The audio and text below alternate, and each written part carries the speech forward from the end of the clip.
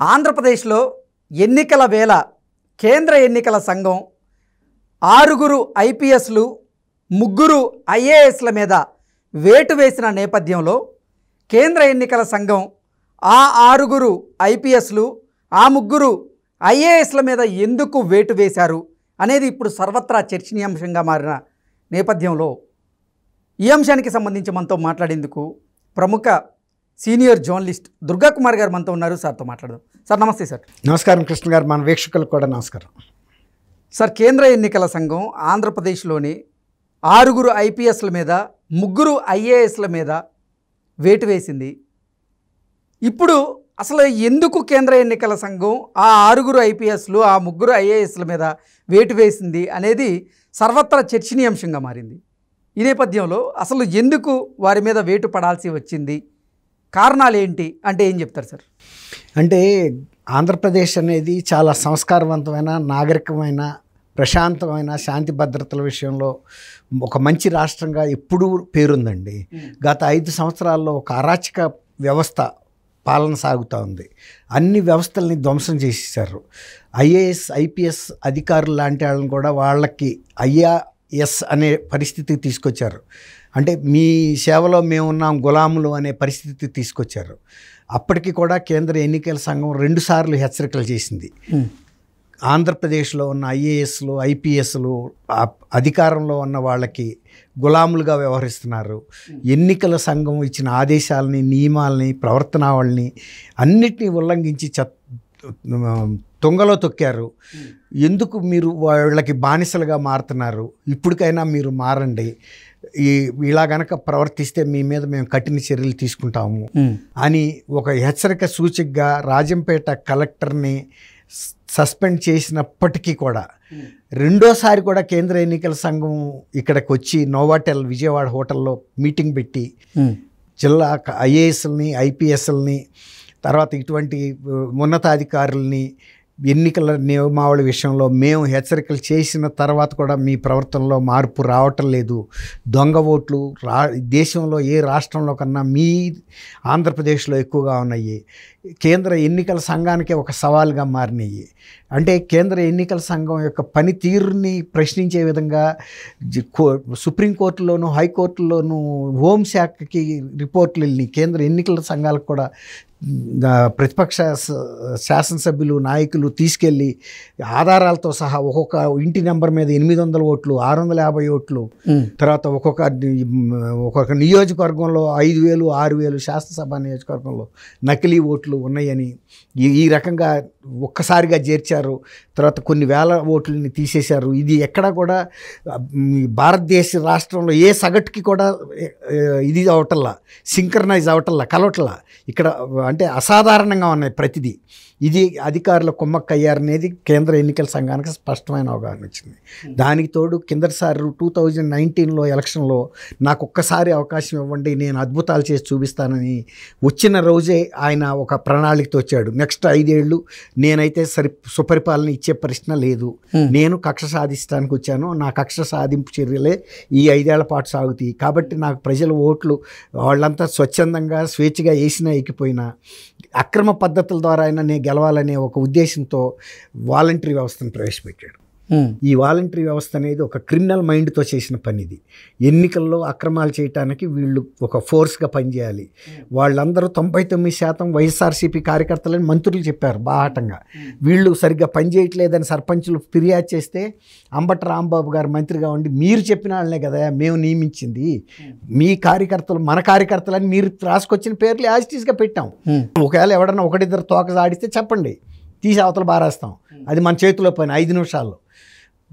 Government salary వాళ్ళకి ఇస్తున్నారు, వాళ్ళని పార్టీ పనులకు ఉపయోగించుకుంటున్నారు. వాళ్ళు ఇచ్చే ఈ పెన్షన్లు తీసుకెళ్ళే వాళ్ళు జగన్మోహన్ రెడ్డి గారు వ్యక్తిగతంగా పంపిస్తున్నాడు మీకని చెప్తున్నారు. వాళ్ళకి నమ్మకం అదే కదండి, వ్యక్తిగతంగా క్యాష్ అన్ని బట్టలు నొక్కుతున్నాడు ఆయన, కానీ ఇది మాత్రం క్యాష్ రూపంలో ఇస్తున్నాడు. ఎందుకు ఇస్తున్నాడు? అంటే వాళ్ళకి మనసులో పడిపోవాలి జగన్మోహన్ రెడ్డి గారు ఆయన సొంత ఆస్తి నుంచి తీసుకొచ్చిస్తున్నట్టు, అందుకే వీళ్ళని పెట్టినట్టు. ఆ ముట్టుతీయో లేదో, ఒకవేళ బటన్ నొక్కితే ఎక్కడన్నా గాలిలో కలిసిపోతాయేమోనని భద్రంగా పంపిస్తున్నాడని ఆ వాలంటీర్లు ఇవాళ రాత్రికి మళ్ళీ మేము చెబుతాం పలానా ఎల్లయ్యకి, పుల్లయ్యకి, మల్లయ్యకి, సుబ్బయ్యకి వీళ్ళందరికీ మేము వెళ్ళి ఇచ్చొచ్చామని చెప్పాలి. ఆయన మా ఫోన్ కాల్ కోసం ఎదురు చూస్తూ ఉంటాడు తాడేపల్లి ప్యాలెస్లో. మేము ఫోన్ చేస్తాం, ఈ గవర్నమెంట్ ఇచ్చిన ఫోనే ఇది, దీని నుంచే చేస్తే ఆయన ఎత్తేస్తాడు, తెలుసు పలానా ఊళ్ళో నుంచి పలానా వాలంటీర్ చేశాడు అంటే వాళ్ళందరికీ ఏమి నమ్మకం ఏర్పడిందంటే అమ్మో సొంత మనుషుల్ని పెట్టి పెన్షన్ని మనకి బాగా ఉండాలని పంపిస్తున్నాడని. అంతేగాని అది గవర్నమెంట్ డబ్బు, వీళ్ళే ట్యాక్సుల రూపంలో కడుతున్నారు.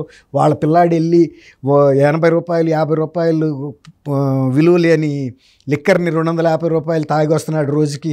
వాళ్ళ ఇంట్లో నుంచి 180 రూపాయలు 200 రూపాయలు పన్నుల రూపంలో వెళ్ళిపోతుందని వాళ్ళకి తెలియదు.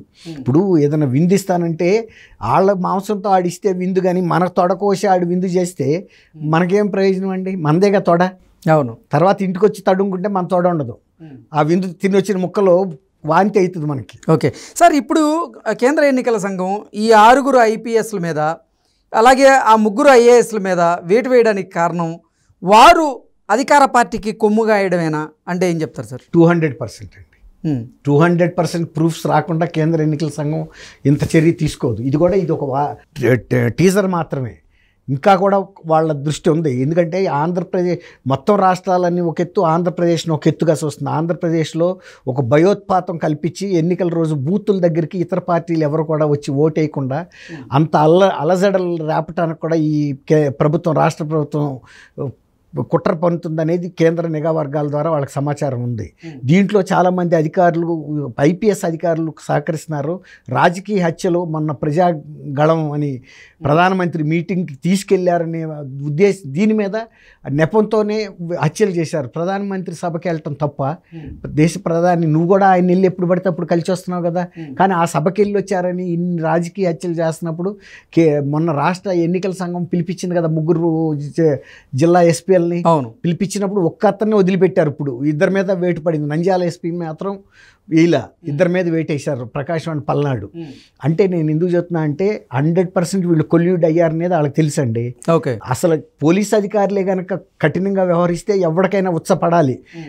మరి అధికార పక్షం వాళ్ళు ఇంత 3వ కాలు మీద వెళ్ళి పల్నాడు ఏరియాల్లో గృహదానాలు చేస్తున్నారు, వాహనాలను దహనం చేస్తున్నారు, మనుషుల్ని పీక కోసేస్తున్నారు, చంపేస్తున్నారు. వీళ్ళకి తెలియకుండా ఉంటుందండి. ఎస్పీలు కనుక ఒక్క వార్నింగ్ ఇచ్చారంటే ఎక్కడాడెక్కడ ఉచ్చబోసుకుంటాడు. కింద అధికారులు కూడా పై అధికారుల ఆదేశాల మేరకి గమ్మును కూర్చుంటున్నారు.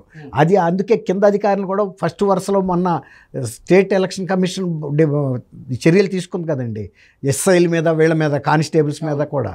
అప్పటికి కూడా వీళ్ళకి ఆంటల్లా. ఎందుకంటే వీళ్ళు ఒక డీల్ మాట్లాడేసుకున్నారు గవర్నమెంట్తో, మేము మిమ్మల్ని కాసుకుంటాము, మీకు డబ్బులు మేము చూసుకుంటాం అనేది ఆంధ్రప్రదేశ్ ప్రభుత్వ పెద్దలకి, కొంతమంది ఎస్పీలకి, ఒకే సామాజిక వర్గానికి చెందిన 4 ఉన్నారు ఇందులో.